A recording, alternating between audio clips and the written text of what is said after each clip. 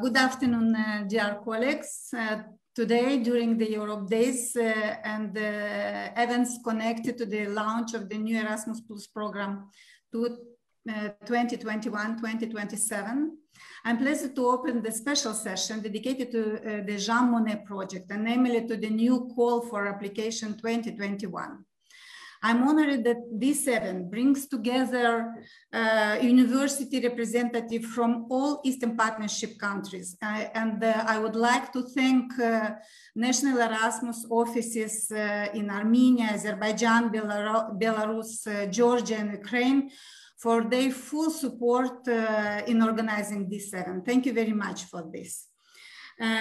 So I will be very short in my opening speech in order to give more time for questions and answers.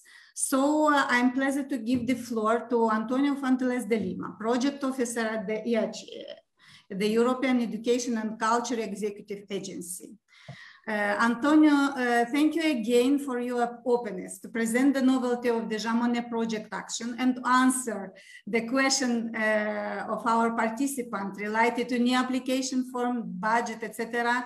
And you understand this is very, very important for them. And this is the point of this question and answer session. And this is our biggest interest, the question and not only the question, the answers. So please, the floor is yours.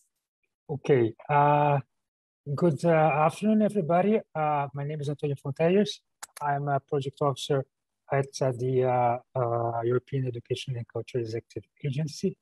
And I have been since last year working with the program Jean Monnet, with the Jean Monnet Action, where I am basically responsible for a portfolio of countries which include, for instance, Moldova, Ukraine, and Armenia.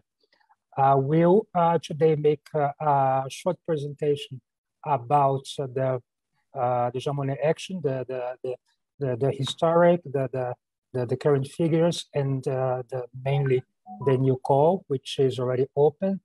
And after that, there will be a little questions and answers session. Unfortunately, I have to say that this session will be quite short because due to another appointment, I have to leave at 2 o'clock in sharp this afternoon. But what I would suggest you do is that whichever questions don't get answered today, that you send me them by email. I will give them an email at the end of the session, and I will answer them in written to you in the next days. So you do not need to worry that you will not have the answer for your question. Erasmus Jean Monnet Actions 2027, that's the new multi-annual financial framework. As I said, this is a bit small presentation about the Jean Monnet from historic to current times. The Jean Monnet Actions is a network which has been functioning since 1989. Which comprises the whole world and which has so far granted around 6,000 projects all around the world. I have here a few figures from 2 of the countries participating today, Moldova and Ukraine. You can see that the differences per country, but anyway, differences in the ratio between projects submitted and projects selected. I have here Moldova, I have here the new projects from last year, just so that you have an idea about the kinds of subjects we deal with. Here, the numbers from Ukraine. Ukraine has over 1,000 proposals, from which more than 100 have been granted over the last years. As you can see, all of these are only projects from Ukraine approved in 2020. I know it's not possible to read it because there are so many of them, but just to have an idea of how big Ukraine is among the partner countries in the Jean Monnet portfolio. About last selection, we had around 1,500 proposals, from which 360 around were selected, which means a rate of more or less 25% of the projects which are approved. So as you can see, it's a highly competitive action. The budget available last year was of 21 million euros. For 2001-2027, which I'm going to talk about now, the new Erasmus program, it's still comprises the three main key actions, 1, 2, and 3, learning mobility for individuals, cooperation for innovation practices, and support for policy reform. And as an action apart, the Monnet actions, which gather a little bit of the three subjects together in relation to European Union studies. European Union studies, as per the new definition, comprises the study of Europe in its entirety, with a particular emphasis on the EU dimension as an internal, but also from a global perspective. What do we mean about that? Previously, the focus of Jean Monnet was mainly in what you call like the classical subjects like law and economics and political science related to European Union history and function, etc. Nowadays, we have amplified the scope of field studies to the extent that it may vary so long as a new angle is explored. For instance, you can make a proposal talking about the European health, the European health dimension of any health policy, which is a subject that in the past wasn't related to the European Union, but as we see now, for instance, in this moment, in this situation of a pandemic, health is becoming more and more subject to European Union policies. So that's just one example of ways in which you can apply subjects which relate to your field of research of expertise. You just have to try to link them to the pertaining European Union policy which is related to the subject. If I'm talking too fast, please let me know. I'm just trying to focus on the last part, but let me know if I need to go more soft. As of 21, the Jean Monnet actions, we have a new strand. We are going to go on with the actions in the files of higher education institutions, but also a new one in the fields of education and training. Another difference is that we are now working with fixed lump sums and customized lump sums. And we also have done a review of the award criteria. Let me already say that in regards to partner countries, they are not eligible for the Jean Monnet actions in other fields of education and training. So this part is only for program countries. Partner countries, they remain eligible for Jean Monnet actions in the files of education, higher education institutions. Jean Monnet actions for higher education. The aims: promote excellence in teaching and research, foster dialogue between academic world and society, to generate knowledge, insights, and support of EU policymaking, reach out to a wider public, and function as a vector for public diplomacy towards partner and third countries. The Jean Monnet actions for higher education institutions, they are, for this year, modules, chairs, and centers of excellence. We are not dealing this year with projects, networks, and support associations because it has been decided that this year we would also concentrate on this new strand, which for the time being is only available for program countries, but partner countries can still apply for modules, chairs, and centers of excellence. In the case of modules, they can be done by as I said, higher education institutions in any part of the world. Duration is still 3 years.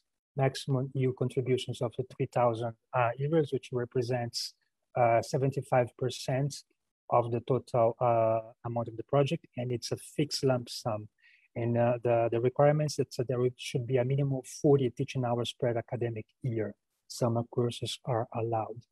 These are studies offered at a higher education institution concentrating on one particular discipline, on European studies, or be multidisciplinary in approach, therefore call upon the academic input of several professors and experts. Chairs. Chairs are teaching posts with a specialization in European Union studies for university professors. The duration is also 3 years. The maximum EU contribution in this case is of 50,000 euros. It's also 75% of the total amount. It's also fixed lump sum. In this case, the minimum amount of teaching hour has to be of 90 hours. Centers of excellence. Centers of excellence are focal points of competence and knowledge on European Union subjects, gathering expertise and competences of high-level experts, aiming to develop synergies between various disciplines and resources in European studies, as well as creating joint transnational activities. Duration, also 3 years, maximum EU contribution, 100,000, which in this case is 80% of the total. And this is something, this is not correct. I see here fixed lump sum, but it's actually a customized lump sum. I will explain to you in a while what is the difference. This is something new in this new Monnet action. And there should be only one center of excellence per time by the higher education institution. As I was saying, the funding mechanisms, that's something new as of this year. They will focus on the outputs rather than the inputs, and the emphasis will be on the quality and level of achievements of measurable objectives. Fixed lump sums, they are still available for modules and chairs, and they will be up to 70% of the European Union co-financing. So the applicant will have to co-finance up to 25% of the of the project. A customized lump sum, which in the case of partner countries applies to the centers of excellence, it will reach up to 80% of the total amount of the project. So 20% will be co-financed by the beneficiary, and it is a calculation made between a detailed budget, which will be calculated by the applicant in real costs, and these real costs will be then summed up by the experts doing the evaluation by work package to turn into a customized lump sum per project, which will then be made available to the applicants. I will get back to that soon. So as I say, modules and chairs, grant calculation, fixed lump sums. The core text includes tables displaying total lump sums per country corresponding to the total number of teaching hours. Applicants request an application predefined amount of single lump sum as indicated in the call tables. Amounts provided in tables indicate final eligible EU contribution. So in this case, you just do as in previous years, you have a number of teaching hours, and according to the number of teaching hours, you receive a fixed amount of a lump sum, which is defined already in the program guide in the tables that you might have seen. You might have seen these tables. In the case of the countries I'm talking to today, you fall under this category of the countries. And here you see the number of teaching hours in the 3 years period, and you see the amounts, they vary until they reach amount of either 30 or either 50 in the case of modules and chairs. These fixed lump sums, they will anyway be used to fund all the costs related to the project. So the calculation by teaching hours is just a way of calculating the lump sums. It's actually not necessary that all the hours spent, all the hours calculated are actually teaching hours. You have to make sure that the minimum of teaching hours is applied, but the amount anyway will be used to all costs related to the project. In the case of centers of excellence, I have to explain how the system of customized lump sums will work. So the core rules: the amount of single lump sum contribution determined for each grant based on this estimated budget proposed by the applicant. The granting authority will fix lump sum per grant based on a proposal, evaluation result, funding rates, and maximum grant amount set in call. Details: budget presented as detailed and coherent work packages. So for each work package, you will calculate that the budget for each package, And based on this calculation that you have done, the evaluation will be made, and this calculation will be either entirely accepted or maybe changes will be proposed. And then after we have the final numbers, based on these final numbers per work package, we will define a customized lump sum per project. So that means that actually the amount, the final amount of the lump sum will differ from one project to another according to the fixed costs that they have applied for during the application. The activities for each work package must be outlined in detail. Applicants must provide a breakdown with estimated costs showing the share per work package. And the costs remain staff, travel, subsistence, equipment, subcontracting, and others. The award criteria for 2001-2027, the relevance of the project, quality of the project design and implementation, quality of the partnership and cooperation arrangements, and impact, dissemination, and sustainability. There are slight differences between module shares and centers of excellence, depending on the number of points that they have to score in each criteria. This information you can also find on the program guide. You see a maximum 25 per each.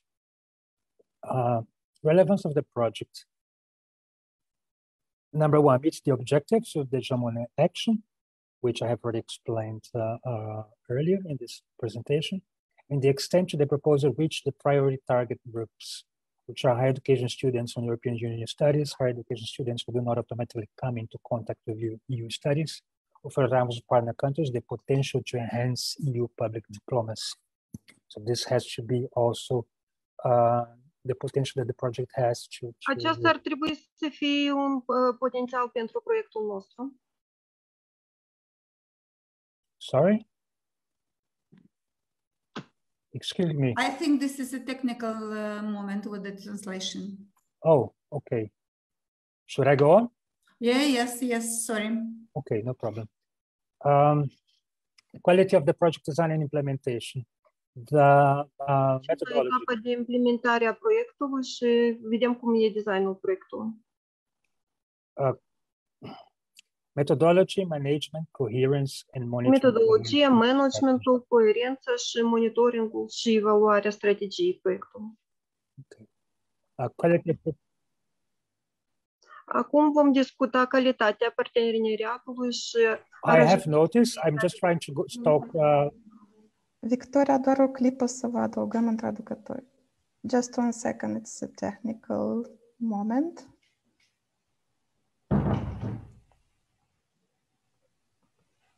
Okay, I don't know what to do now. This is up to you guys. Okay, no problem. I'll let you know when we are ready. We are ready now. Sorry for that. Okay? No, you are not. No, it's not. It's not okay. Now we are not interpreter at all. I'm not talking yet. So. Okay. Sau Olga, acum m-ați făcut și pe... Trebuie să fim 2 interpreți, dar eu văd că nu este nimeni interpret acum. Aha, este doar Victoria, dar eu? Sunteți ambele. Nu. Se aude toată interpretarea, chiar dacă noi nu trebuie să auzim. Nu, eu nu sunt. Deja m-a scos. Eu mă uit în lista de participanți, eu sunt simplu participant.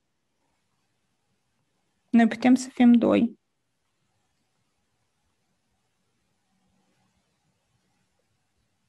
Maybe we could try again. It should work now, maybe, because I've seen the Can I go on? Please try. Yes, try. Okay, I will go slower. Yeah. Quality of partnership and cooperation agreements. So, for instance, excellent profile and expertise of shareholder in European Union studies, profile and expertise of shareholder and key staff involved, evidence of the level of experience in research EU studies. I had gotten asked a question today about the format for the curriculum vitae. There is no specific format, so it's a free format as of this year. Impact, dissemination, sustainability. the expected impact of the project by having long-lasting effects, dissemination and communication, disseminating the outcomes of the activities within and outside institutions, raising awareness of projects and results, reaching out to groups outside the higher education institutions, transferability and translation to new policies, extent to which the dissemination tools will reach the target audience, sustainability and continuation. This is one very important award criteria that is often neglected, and that's a pity because it's just as important as all the others. So I would recommend you to take particular attention to this point of impact, dissemination, and sustainability. Indicative roadmap.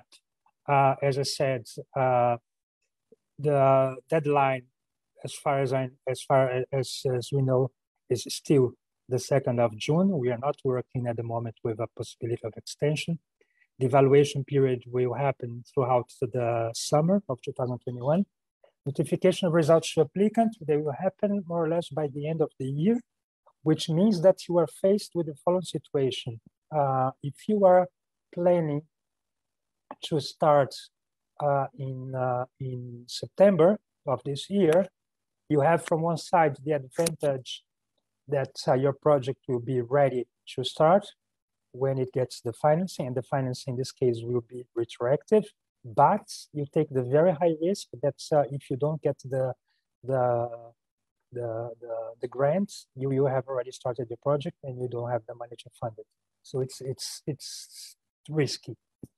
Another option is to start the project during the academic year, so not in September, but basically, for instance, in January, which is not optimal. But in relation to the timing for the call this year, it's a more safer bet in the sense that you only start your project once you are aware of the results, or the other possibility is to start it only in September of 2022, which is also okay if you prefer to do so. So you have to take care when you apply to this point, because we had to face this year a delay in the approval of the multi-annual financial framework, which caused a delay in the approval of the Erasmus Program guide, which caused a delay in the approval of the Monnet action, which caused a delay in the call. So everything is delayed this year, and that's the situation we have to deal with for 2021. The amount available is 10 million. It's 4 million, I think it's 4 million for chairs, 4 million for modules, and 2 million for centers of excellence. I believe it's something like this. The details are anyway in the application form. And as I said, as of this year, we are using e-grants, which means that the application, not only the application, but also the whole management of the project will be done online, not only by us, but also by the beneficiaries themselves. Here I give a few tips for a successful application. Demonstrate clearly sustainable results in benefit of all actors. Remember what I have said before, that we will focus, even budget-wise, in the outputs and the outcomes rather than on the inputs.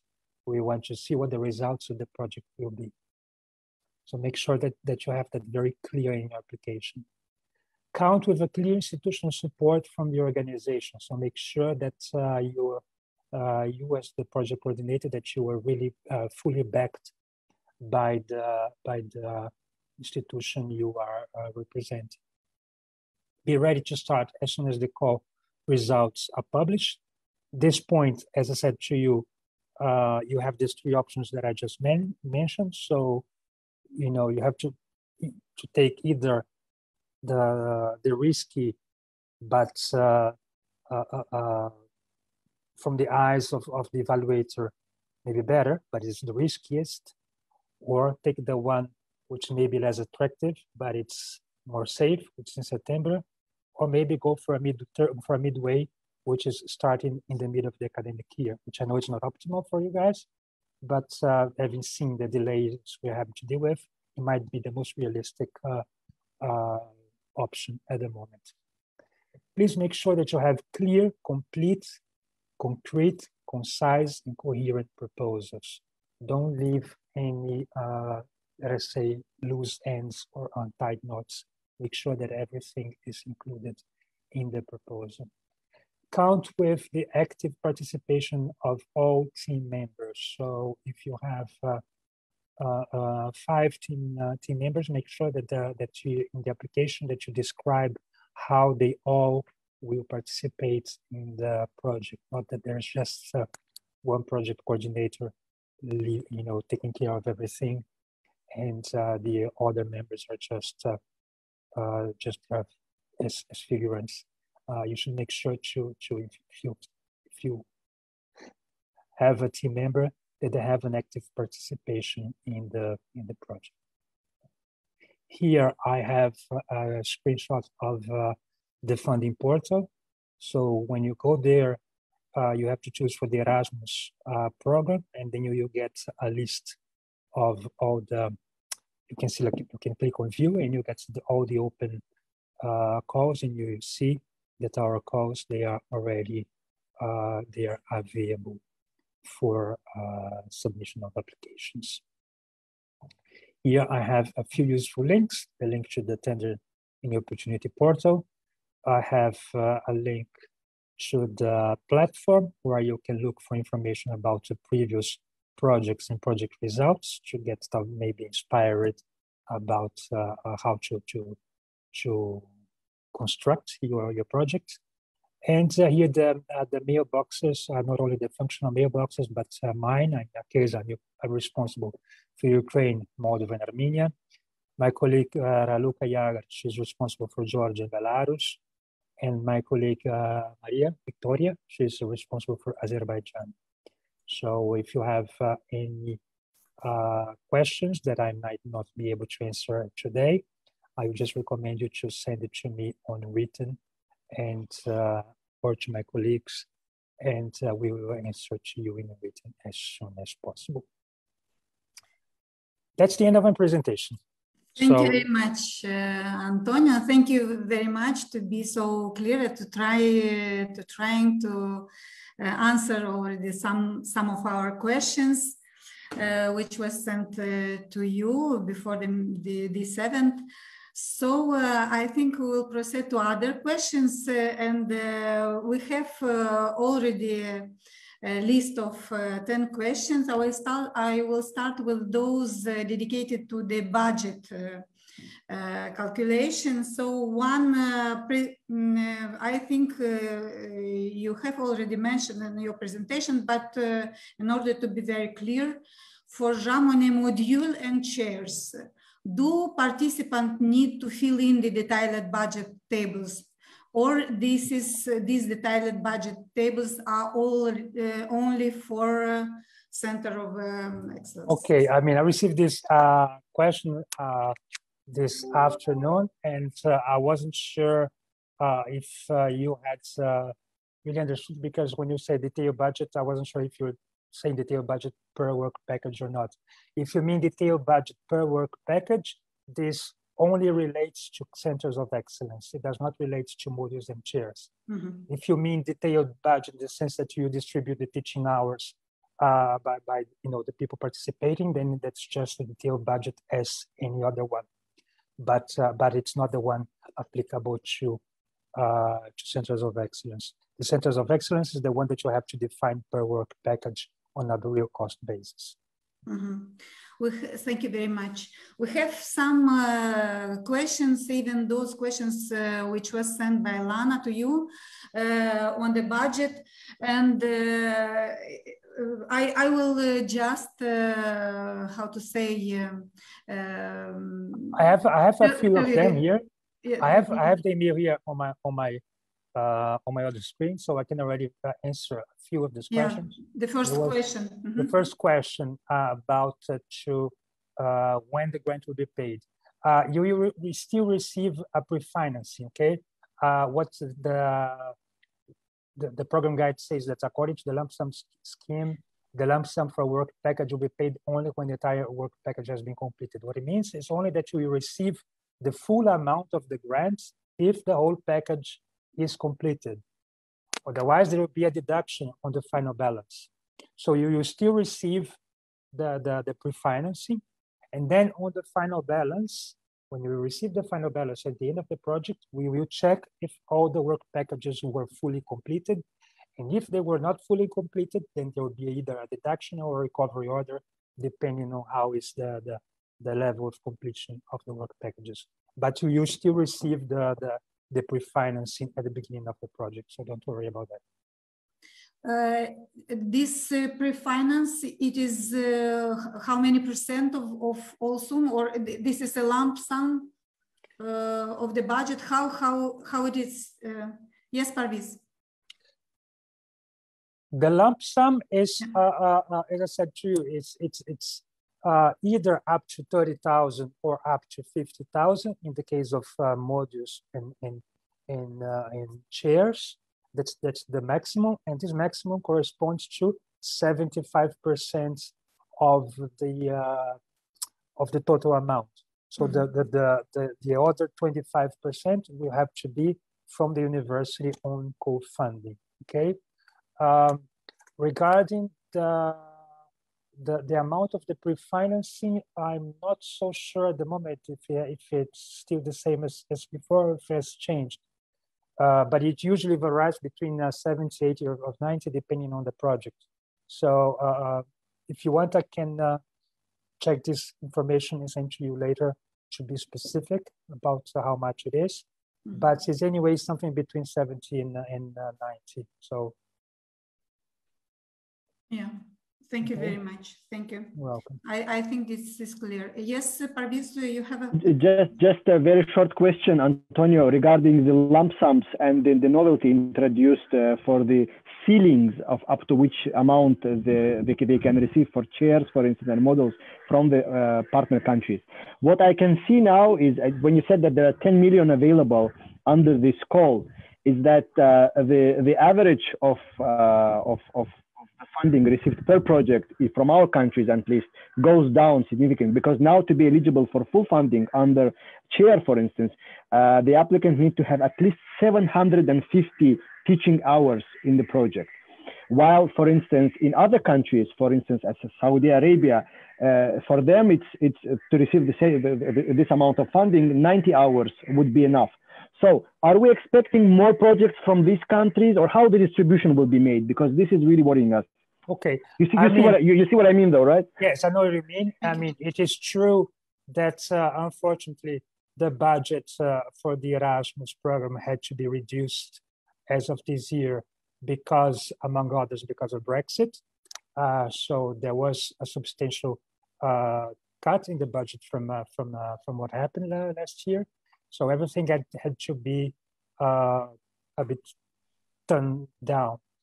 The calculation of the amounts, they are related to the basically to the cost of expenses by country. Okay, so I mean the amounts for Saudi Arabia are higher, not because we want to give more money to Saudi Arabia, but just because the costs of expenses there, the costs there are higher than in Ukraine or Moldova.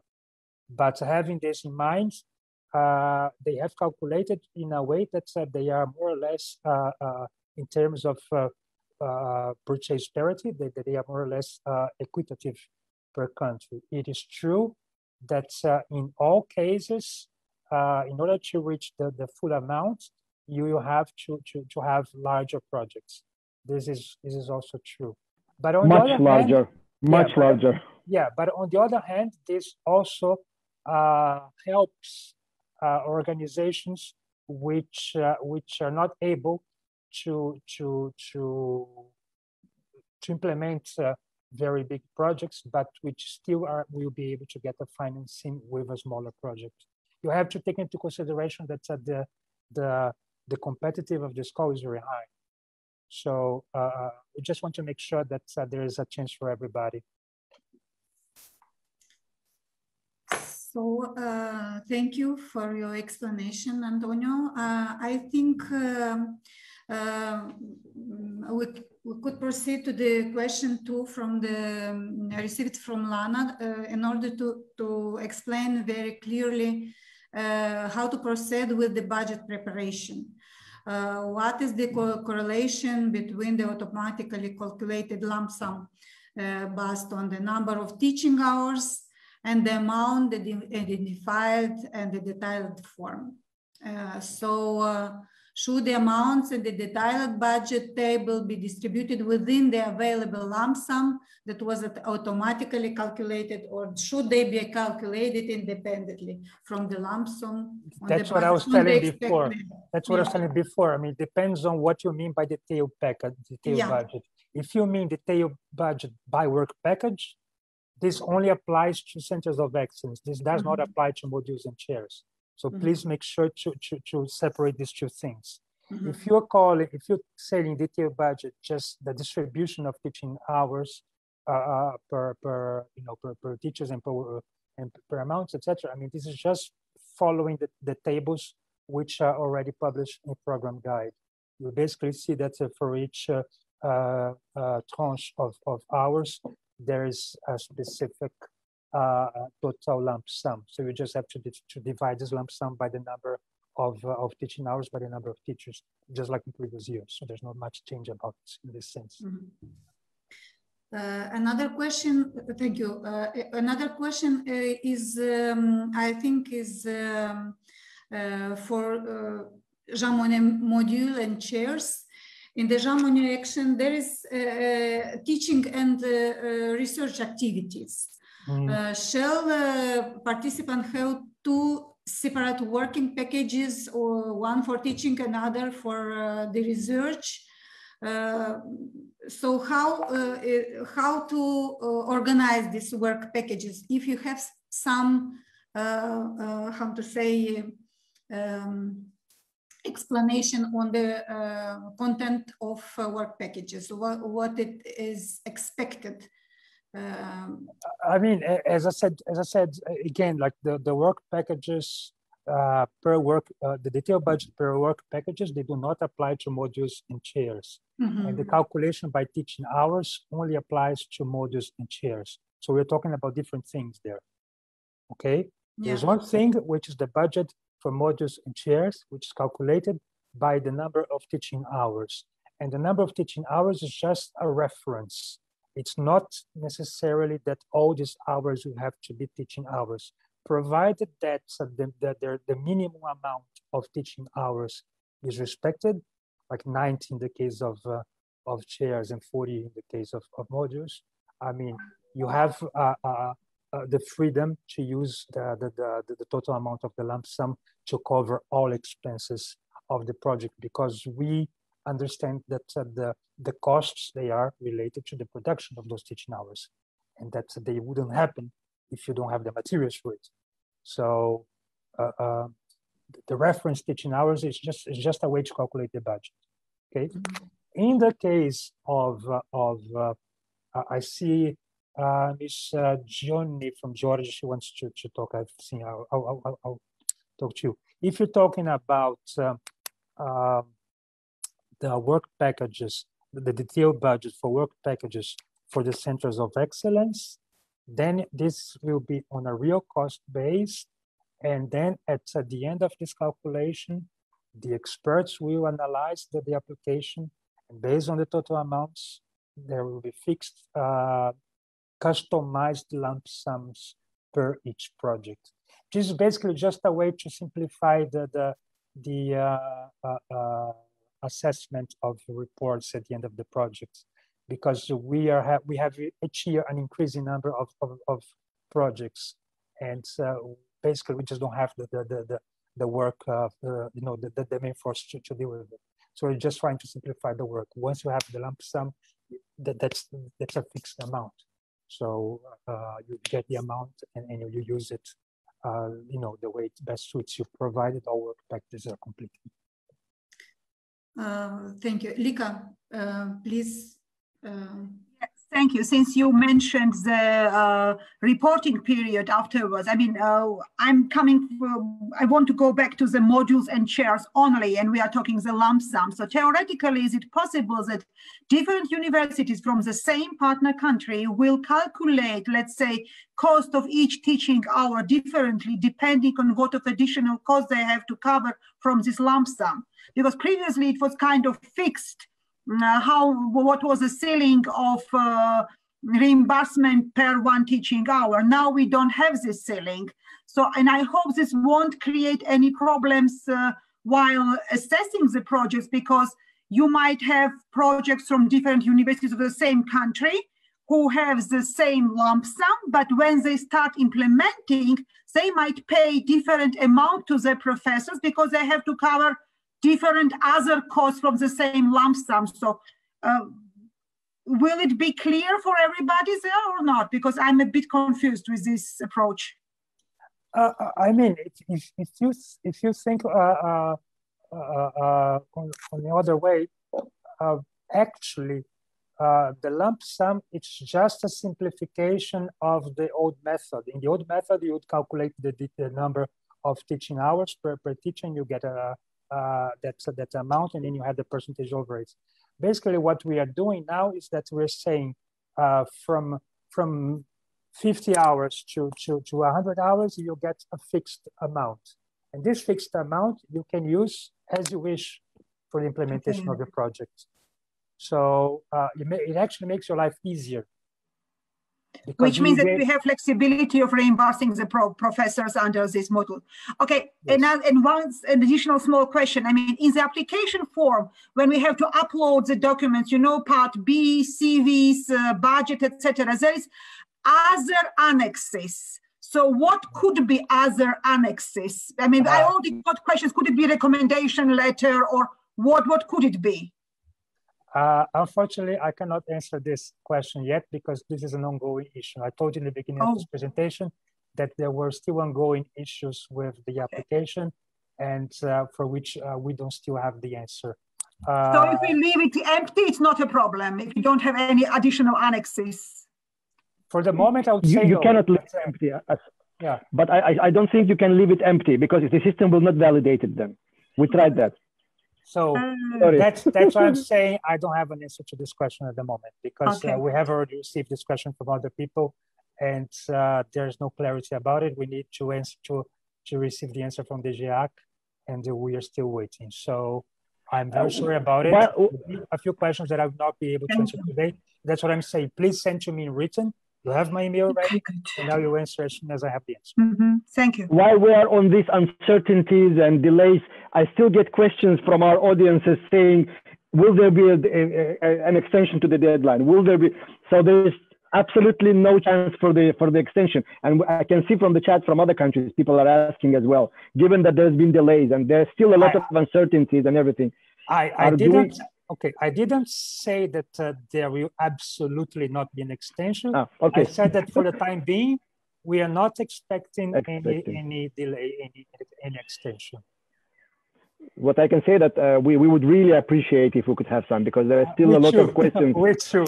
Because it is true that there have been a lot of question marks, and people are having with all the difficulties trying to apply. Honestly. Yeah, but at least you'll be able to you'll be able to send your applications, and you can go on holidays where we'll spend all the summer working. I know very well. I won't have summer holidays this year. Yeah, I know. Thanks. So another question is, we have some questions, and I think we will have more question on Jean Monnet module and chairs. Again, the work packages are dedicated mostly to the Center of Excellence. Yes. So this is the idea, but those who write proposals with Jean Monnet module and chairs, they could apply without presenting the description of work packages. This is right? So far as I've known, so far as I've been informed just before this meeting, yes.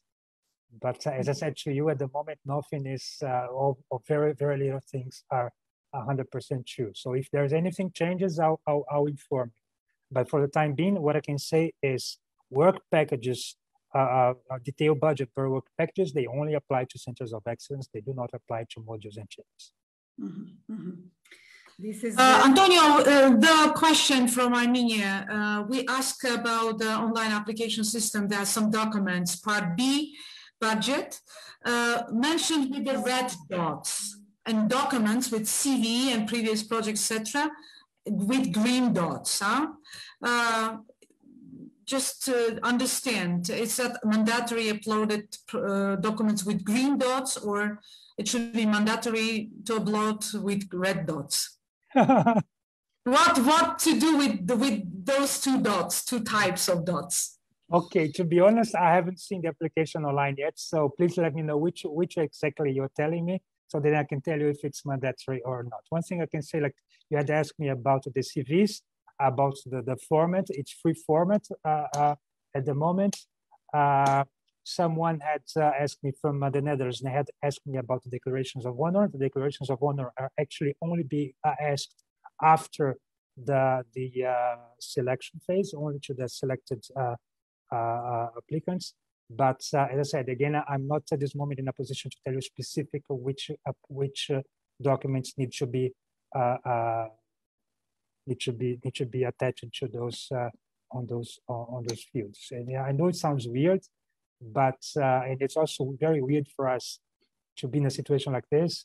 But the problem is that sometimes we are depending on the reviews from the legal services, and they are very delayed on their work. So there are many documents which haven't been uploaded yet because we do not have yet the final versions.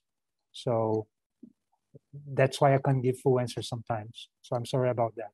But please send me in written your question, and we will answer to you as soon as I have the firm answer. Okay, and another question concerning the list of previous projects which already implemented by the applicant, by whom? The implemented by the institution, implemented by the institution. Okay, any other projects already implemented by institution. And you had also asked about the participants. The participants, we understand in principle as other per institution, okay? Another question that you had sent to me, when the application forms will be available, I've already said, I mean, that's been a bit of a mess for us, I'm sorry about that. The budget, what's the legal force of detailed budget table? Well, the thing is, the final version of the budget is part of the grant agreement. So the final version of the budget will be legally enforceable. But in the application phase, and especially in the case of, for instance, centers of excellence, because we're dealing with customized lump sums, there will be the possibility of some proposed changes, okay? So the budget applied might not be the same as the budget confirmed. The budget confirmed is legally enforceable. The budget applied, not necessarily. Okay. Thank you, Antonio. I think I see Svetlana with the raised hand. I think this is the question which is in already in our chat. Svetlana, you can tell. Yes, thanks a lot. Thank you, Antonio, for the presentation and the questions sessions. And the question from Ukraine, from one university, about the criteria partnership and cooperation. Does it mean that applicant must have partners or a partner? And if yes, then from which countries? Thank you very much. Okay, you do not need to have partners, okay? But it's of course always interesting if you have that. From which countries? There's no rule on that. It's basically up to. Of course, it's the more.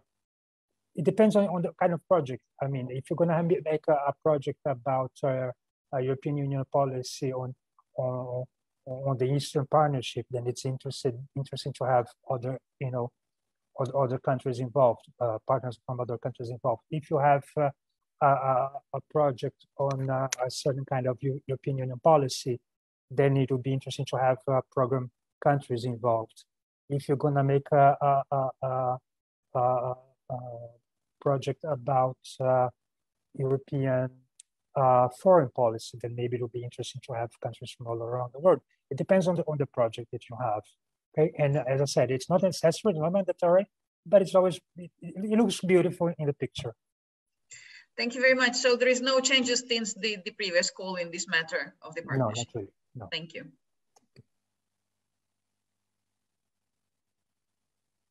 I'm sorry. Another question is about the work packages for the Center of Excellence.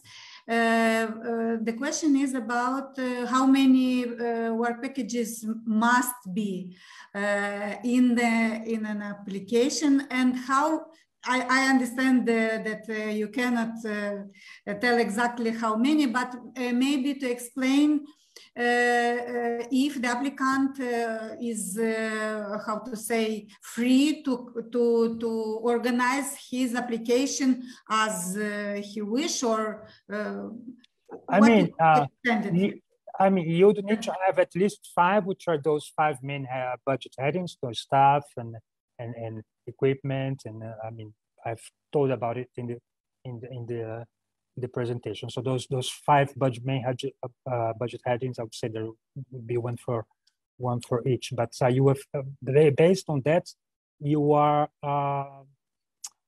free to have more working packages if you want to. No problem. You can have one just for dissemination, one just for sustainability, one for.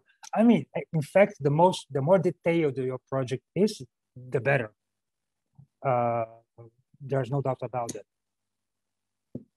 Yeah, I saw a question about Great Britain. Great Britain is not a member of the Erasmus program anymore. So no, unfortunately. Thank you. Thank you. Parviz, please.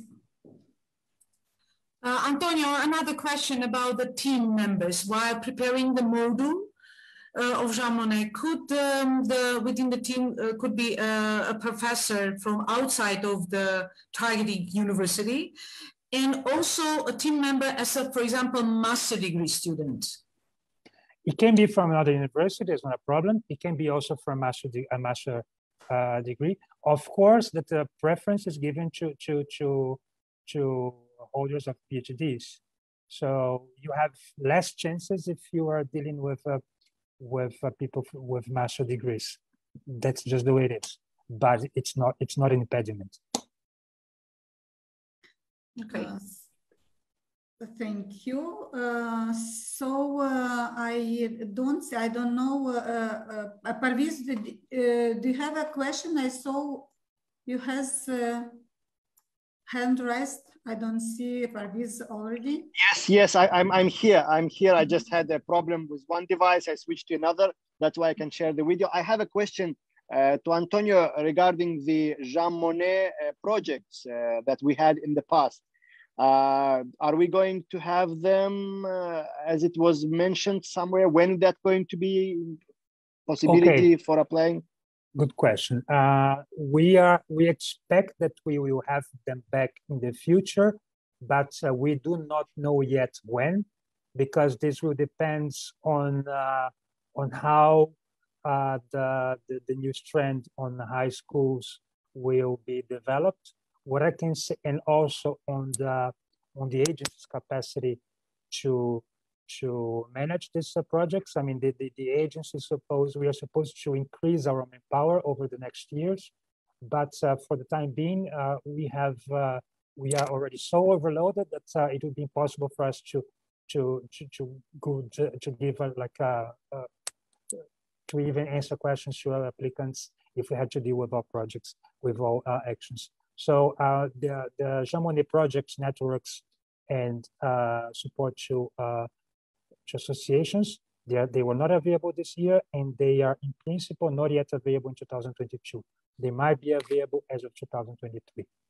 That's the position that we have at the moment. Thank you. Thank you. Thank you, Antonio. I think we have answered the most of the questions. I think maybe, please, Svetlana. I have a very small question. Is there any preferences to the newcomers this call to be funded? Not really. There's no preference to anybody. We don't work like this. The preference is on the best applications. Mm-hmm. But as I said to you, I mean, since there will be different tranches of funding per number of hours, I mean, this means that also small projects also have chances to be selected. That's what I can say. So I think this is most of the questions which we have received. This is another question. In previous application, there was characters limit for each block. For example, 3,000 characters per block. It is not applicable anymore. The orientation is I think it's 4,000 per block. No. Yeah, 1,000. Yeah, pardon. 4,000. I think it's 4,000. Yeah. The orientation is just 40 pages.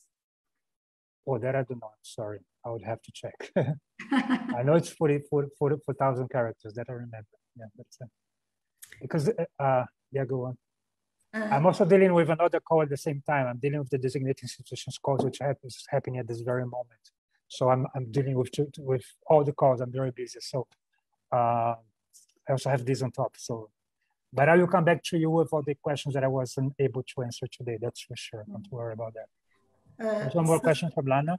Antonio, a very short question about Center of Excellence. How many partners could be envisaged into the establishing of center? I mean, what will be the team, or it could be also some partners from outside of the targeting institution? There can be partners from outside the institution. I mean, the grant is still mono-beneficiary, but you can have partners from other institutions. Yes, I mean, for us, they're not considered as beneficiaries. The beneficiary will be still your institution. But your institution can have agreements with other partners, with other universities, which might work together on the Center of Excellence. And there's no limit for that. Thank you. So, thank you, Antonio. I know you must leave. You should leave for another meeting, and Lana also. I thank you very much for your time and for your openness to answer our question. I'm sure our participants have another 10 questions for the future. And thank you for showing your mailbox. And I'm sure you will have other questions in the future. So thank you very much. No problem. As I repeat, you can always, any questions that I haven't been able to answer today, please send to me in written. You can send to my personal email. In what regards as a mode of Ukraine and Armenia, I will answer them myself. In what regards Georgia, Azerbaijan, and Belarus, I will send to my colleagues as they are the responsible ones, and they will answer to you. But yes, our experience with Maria Victoria was always very fruitful. So she's always helpful, and thank you. Yes. Thanks to all your team. We call her the encyclopedia of the Monnet actions because she's the one who's been there for the longest. So. Yeah, I was gonna say she's been there for ages. She's there for 14 years already. Yeah. Anyway, I do have to go now. I'm very sorry about that. But as I say, feel free to contact me at any time, and I'll be happy to help in any way I can. Okay. Thank you, and I hope you will receive many applications, even without the moved deadline. Please do so. I hope that you will be able to send successful applications, and I wish. I mean, I've been also working for a year already now with your region. I find it a very interesting region to work with. It's for me. almost an honor because I deal with one of the most important portfolios, and it's a pleasure for me to help you guys in which way I can. And it's fun. Sometimes I delay my answers just because I'm really overloaded with work, but not because I haven't got interested to help you. So be sure that I'll be always there for you. Okay. Okay. Thank you very much. Okay. Thank you very much. Thank you. Thank you. Okay. Bye. Ciao.